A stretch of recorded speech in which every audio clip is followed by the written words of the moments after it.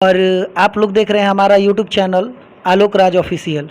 तो आज हम आप लोगों को एक बक्सर ज़िले के जाने माने मशहूर शिक्षक, जिनके नाम से लोग बक्सर में बहुत सारे ऐसे बच्चे और बहुत सारे ऐसे स्टूडेंट हैं जो कि पढ़ के बहुत अच्छा जॉब पाए हैं, बहुत अच्छा नौकरी पाए हैं।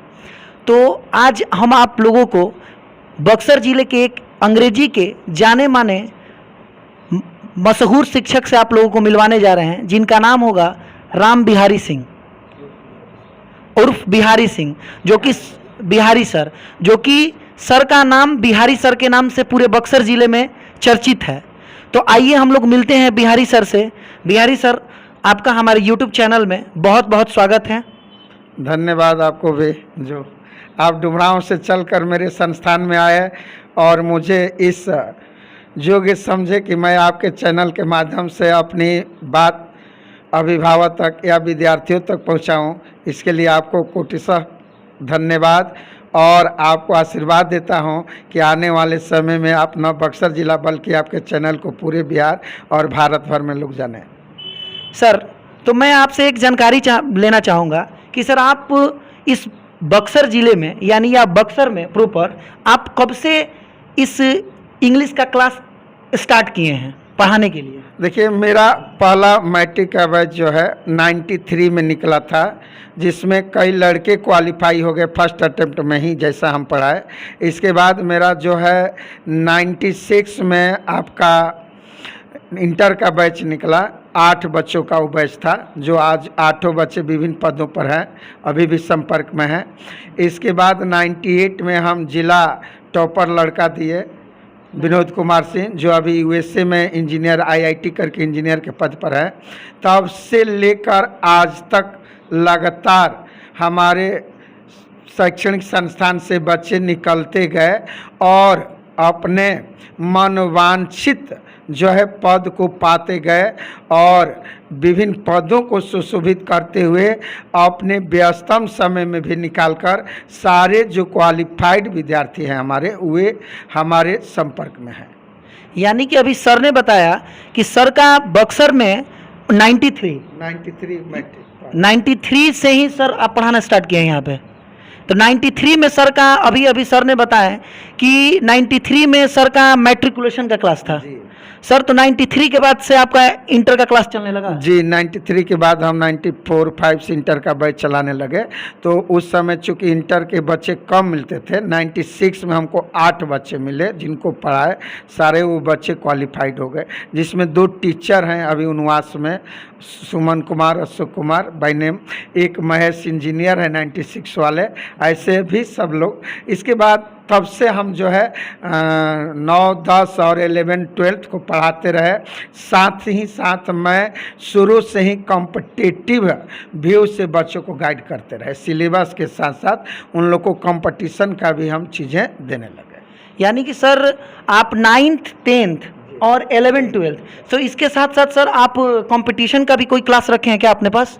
एयरफोर्स, नेवी और बैंकिंग जो हमारे पढ़ाने का सिस्टम है, वो सिलेबस के साथ साथ इंटर मैट्रिक के साथ साथ कंपटीशन क्लासेज ही रहता है। जो रेगुलर विद्यार्थी हमारे यहाँ पढ़ लेता है तो उसका अपना मतलब इंटर हो या मैट्रिक के सिलेबस के साथ साथ जो एयरफोर्स, नेवी या बैंकिंग का जो सिलेबस है उसको भी हम जानकारी दे देते हैं, जिसके बदौलत बच्चों को इंग्लिश में जो मेरे यहाँ पढ़ लेता है उसको अन्य चीज़ के लिए अन्य टीचर की सहायता नहीं लेनी पड़ती है।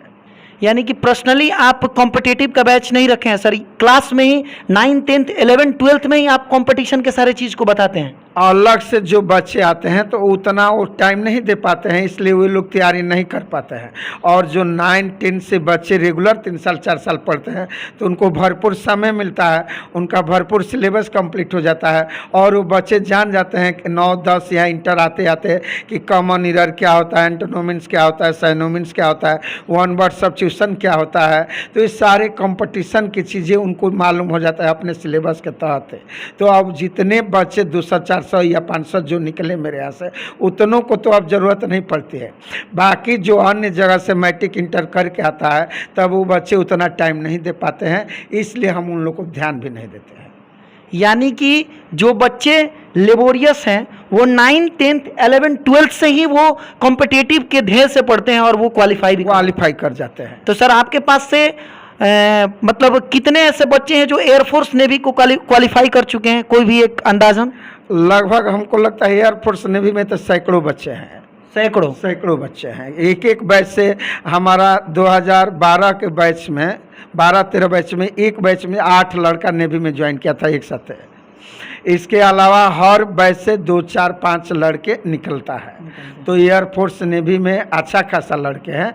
इसके अलावा अन्य क्षेत्र में बैंक में कई बेटियां हैं, कई सारे लड़के हैं, कई तो मेरे पढ़ाया हुआ बैंक में यहाँ भी योगदान दिया हुआ है। आपका पंजाब नेशनल बैंक में, एक्सिस बैंक में या अन्य बैंक में कई मेरे पढ़ाए हुए विद्यार्थी योगदान दिए हैं। याद रहे। यानी कि अभी सर ने बताया कि अभी ऐसे बहुत सारे छात्र हैं जो कि सफलता प्राप्त कर चुके हैं। Air force navy, bank, railway, SSC, जितने भी सारे हैं, बहुत सारे ऐसे बच्चे जो जॉब पा चुके हैं।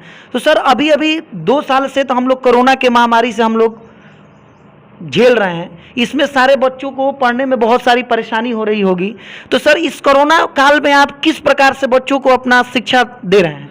देखिए, हमको लगता है कि जो कोरोना काल आया इसमें तो शिक्षण, जो बच्चों की शिक्षा है वो तो चौपट हो ही रही है, लेकिन इसमें जो विद्यार्थी सजग हैं, जिनके अभिभावक सजग हैं, उन लोगों पर कोई असर नहीं पड़ा है।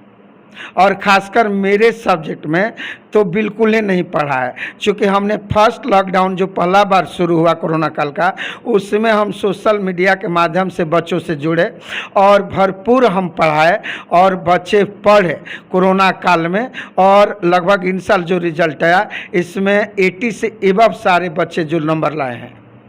80 से एबव।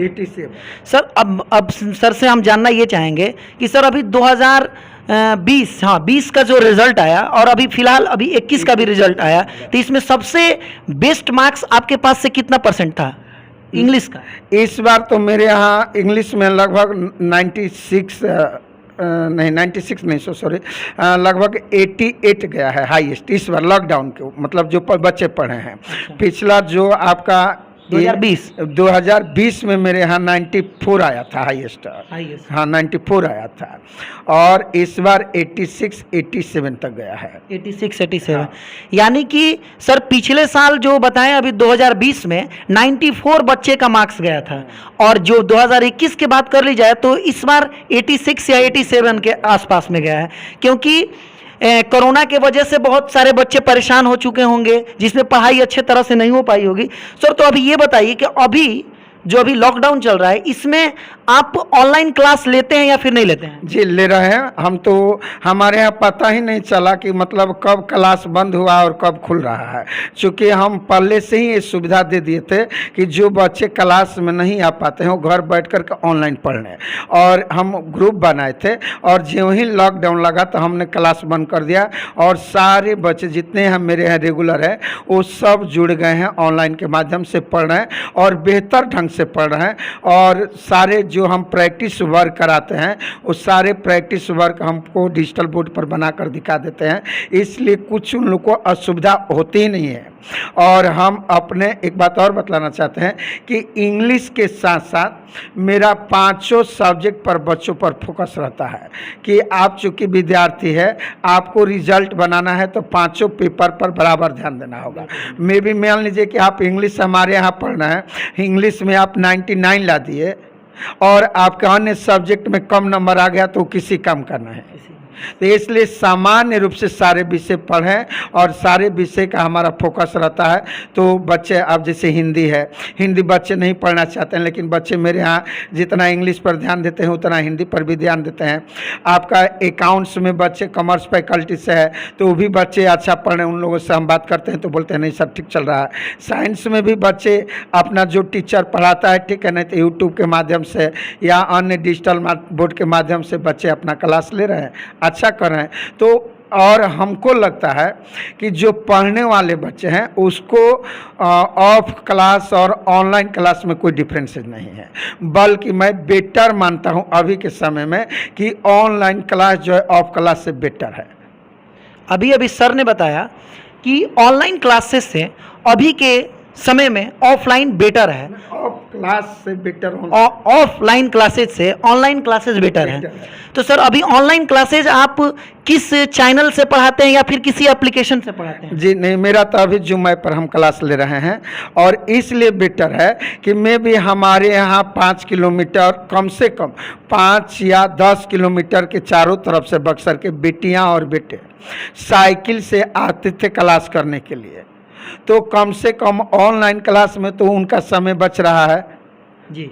आधा घंटा, पौन घंटा, 1 घंटा साइकिल चला कर आना पड़ता था, फिर उतना जाना पड़ता था, थक जाते थे बच्चे।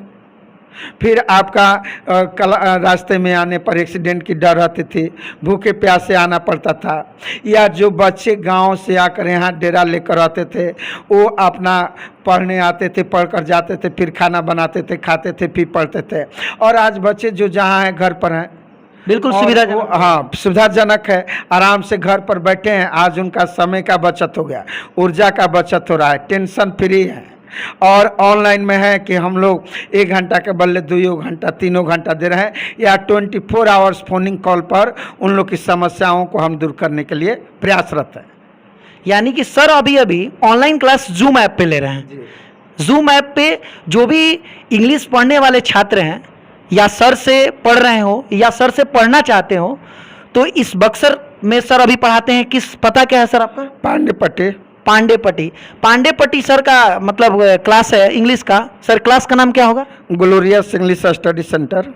ग्लोरियस इंग्लिश स्टडी सेंटर के नाम से सर का क्लास है। जो बच्चे पढ़ रहे हैं वो तो जूम ऐप से कंसल्टेड हैं, लेकिन जो बच्चे नहीं पढ़ रहे हैं वो अगर सर से जुड़ना चाहे तो वो इस पते पे आके जुड़ सकते हैं और वो पढ़ें, क्योंकि बेटर दैन उनको इंग्लिश की नॉलेज मिलेगी। तो सर ये बताइए कि यदि जो बच्चे अगर एयरफोर्स नेवी के लिए प्रॉपरली अभी ऑनलाइन क्लास लेना चाहेंगे तो क्या आप उन लोगों को ऑनलाइन क्लास देते हैं या फिर देना चाहेंगे? देखिए, हम तो ऑलवेज उन लोग के लिए रेडी रहते हैं। जो भी विद्यार्थी पढ़ने के उत्सुक हो, चाहे बैंकिंग हो, एसएससी हो, रेलवे हो, तो उनको हम सेवा देने के लिए तत्पर हैं, तैयार हैं, रेडी हैं। लेकिन इसके लिए उनको समय देना पड़ेगा।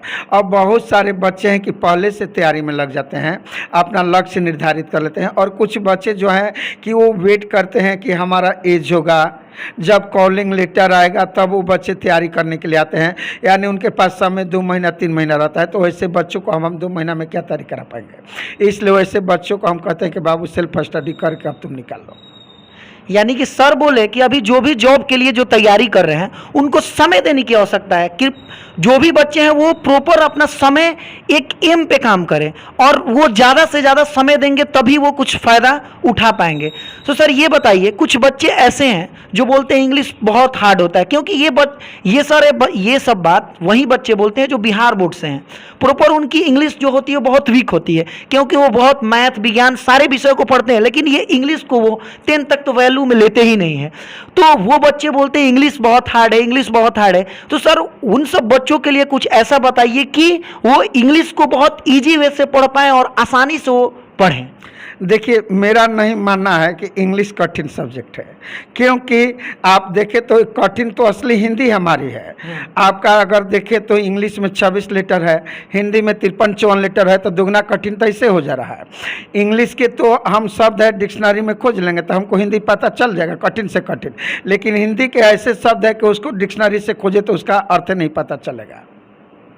तो इंग्लिश कठिन नहीं है, इसको हौवा बना दिया गया है।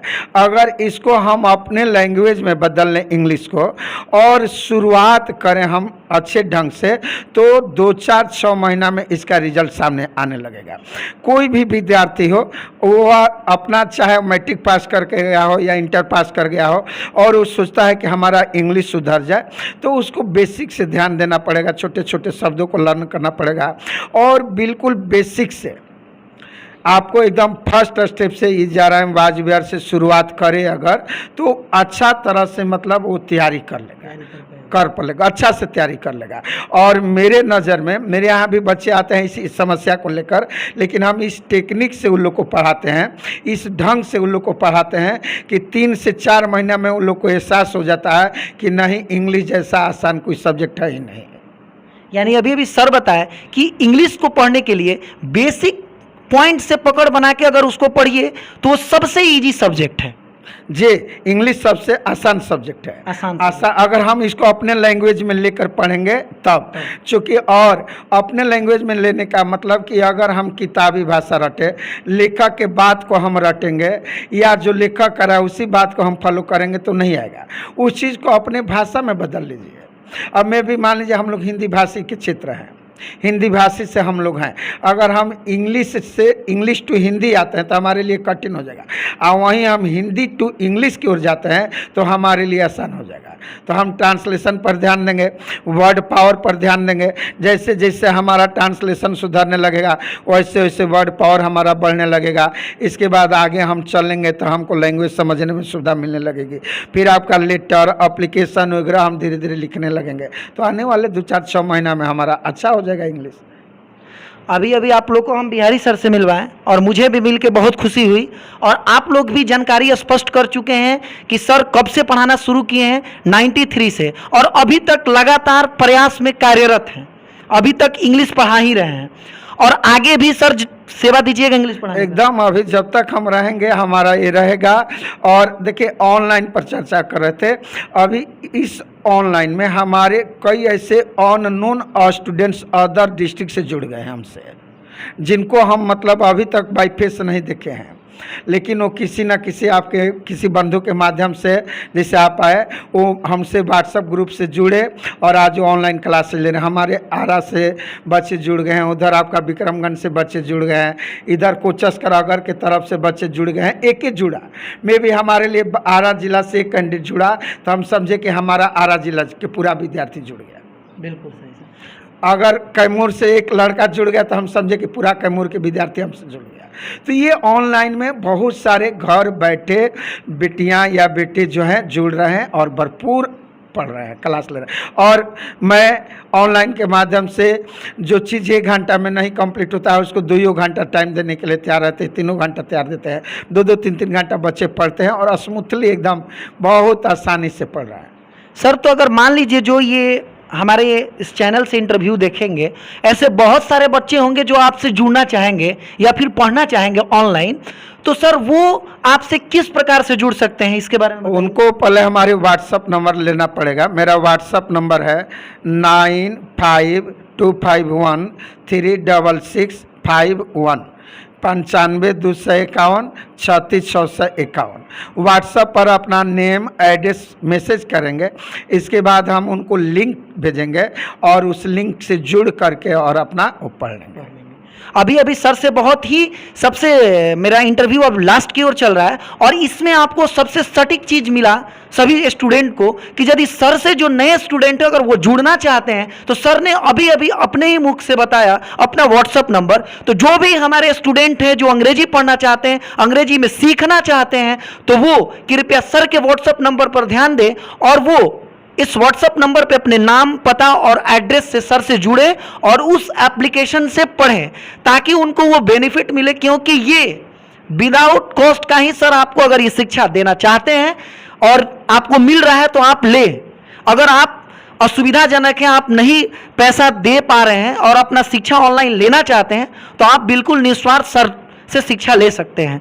तो अब हम सर से लास्ट में एक चीज़ जानकारी लेना चाहेंगे कि सर अगर ऑनलाइन के माध्यम से जो बच्चे जुड़ना आपसे चाहते हैं तो क्या उनको इस चीज़ के लिए कॉस्ट देना पड़ेगा या फिर नहीं देना पड़ेगा? कॉस्ट तो चूँकि हमारा यहीं मतलब इसी पर 5 परिवार आश्रित है तो कुछ न कुछ तो फीस लेना ही पड़ेगा।